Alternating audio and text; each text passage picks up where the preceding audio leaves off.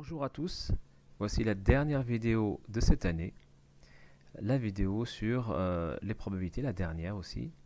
Et j'ai fait cette vidéo parce que je sais que les secondes C, peut-être je ne vous reverrai plus. Alors voilà, donc le dernier cours, il faut bien le faire quand même, hein. Et donc voilà, vous aurez un questionnaire et un exercice. Alors les probabilités, cette fois-ci, nous allons voir la réunion et l'intersection d'événements, avec un exercice d'application pour mieux comprendre. Et nous allons voir également les événements incompatibles, de même avec un exercice. Alors, la réunion et l'intersection. Prenons un exemple. Le même exemple, donc une urne avec des boules noires et blanches et des numéros. On considère l'événement A, tirer une boule noire, et l'événement B, tirer une boule avec le numéro 2. Eh bien, l'intersection entre les événements A et B, c'est lorsqu'on tire une boule noire avec le numéro 2. Ça veut dire qu'on a les deux événements en même temps. Simultanément, on a en même temps la boule qui est noire et en même temps qu'il y a le numéro 2. Et bien ça s'appelle une intersection. Et on note avec un U à l'envers et on dit A inter B. Voilà pour l'intersection. La réunion maintenant pour la définition. Eh bien, la réunion de des événements A et B dans ce cas, c'est avoir la boule noire avec le numéro 1 ou avec le numéro 2 ou avec le numéro 3 et l'avoir aussi la boule blanche avec le numéro 2. C'est-à-dire qu'on a soit une boule noire, soit la boule avec la boule blanche avec le numéro 2. Donc dans la réunion, on considère qu'il faut avoir au moins un des deux événements, c'est-à-dire soit l'un, soit l'autre. Voilà pour la définition. Donc on a dit une intersection, c'est lorsque donc A inter B, c'est lorsque les deux événements sont réalisés simultanément. Et une réunion, donc de A union B, c'est lorsqu'au moins un des deux événements est réalisé. Donc on a un OU.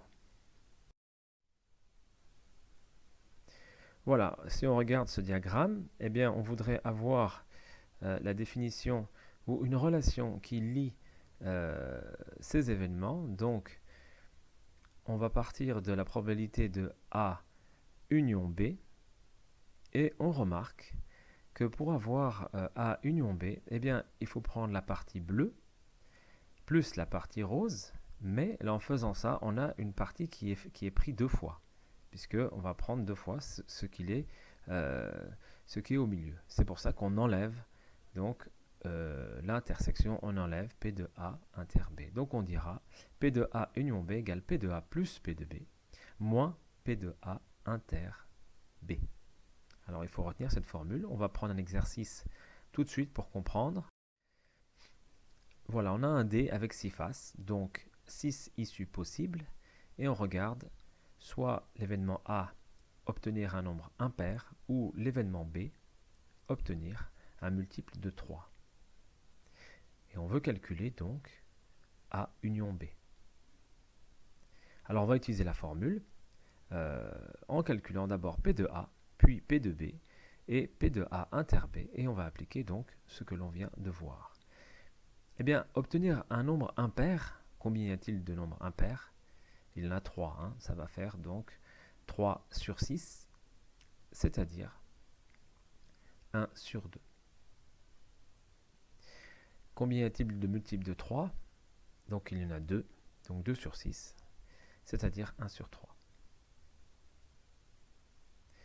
Quel est l'événement qui réalise les deux en même temps? Un nombre impair et un multiple de 3. C'est ça qu'on veut voir simultanément, A et B. Donc ça c'est P de A inter B. Donc simultanément, un multiple de 3 qui soit également impair, eh bien il y a seulement le 3. Puisque le 6 n'est pas impair. Donc on a 3, 6 et on garde le 3 qui a les deux, donc qui vérifie les deux événements. Multiple de 3 et en même temps impair. Voilà donc P de A inter B c'est égal à 1 sur 6. Il y a un seul élément, un seul événement, enfin une seule issue, pardon, qui vérifie A inter B. On va donc écrire la formule. avec P de A plus P de B moins P de A inter B, c'est-à-dire 1 demi plus 1 tiers moins 1 sixième. Et ainsi, en mettant sous le même dénominateur, on trouvera P de A union B est égal à 2 tiers. Donc voilà, faites attention, lorsqu'on dit obtenir de façon, dans un langage un petit peu plus courant, obtenir avec un D un nombre impair ou un multiple de 3, eh bien on peut ajouter la probabilité du nombre impair et la probabilité du multiple de 3, mais il ne faut jamais oublier de déduire, d'enlever l'intersection entre les deux, c'est-à-dire celui qui fait les deux en même temps. Sinon, on commet une erreur. C'est pour ça qu'il y a la formule que l'on vient de voir. Voilà, des événements incompatibles, c'est lorsque il n'y a pas d'intersection. C'est-à-dire lorsque, on voyait tout à l'heure, lorsque le bleu et le rose ne se touchent pas. Donc il n'y a pas d'intersection entre les deux. Eh bien, cette fois-ci, évidemment, on garde la même formule et on enlève donc P de A inter B qui n'existe pas. Pour un exemple, prenons donc cet exercice avec une roue avec 10 secteurs de couleurs différentes. Nous allons nous intéresser aux numéros.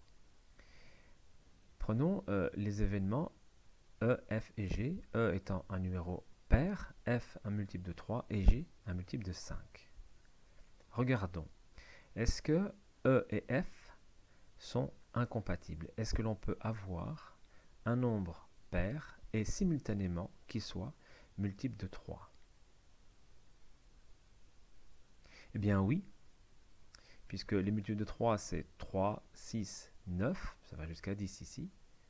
Eh bien 3, 6, 9, il y a le 6. Il y a le 6 qui est pair. Et donc les événements E et F ne sont pas incompatibles. Il y a l'issue 6 qui est favorable aux deux événements. Alors on appliquera la formule en déduisant bien cette intersection, cet événement qui est favorable aux deux événements. Cette issue, pardon, qui est favorable aux deux événements. Donc le 6. Alors on va faire 5 sur 10. Pourquoi 5? Je l'ai fait un peu rapidement. Un nombre pair, eh bien comme il y a 10 numéros, donc il y aura 5 nombres pairs, 5 sur 10. Un multiple de 3, on vient de les voir, 3, 6, 9, ça fait 3 sur 10. Et le 6, qui a une seule issue, le numéro 6, 1 sur 10. Voilà la formule, 5 sur 10 plus 3 sur 10 moins 1 sur 10. 7 sur 10. Vous voyez que ce n'était pas utile de simplifier les fractions. Si on avait simplifié le 5 sur 10, on aurait été embêté pour l'addition. Donc parfois, il est mieux de laisser les fractions sans les simplifier lorsqu'on veut les ajouter.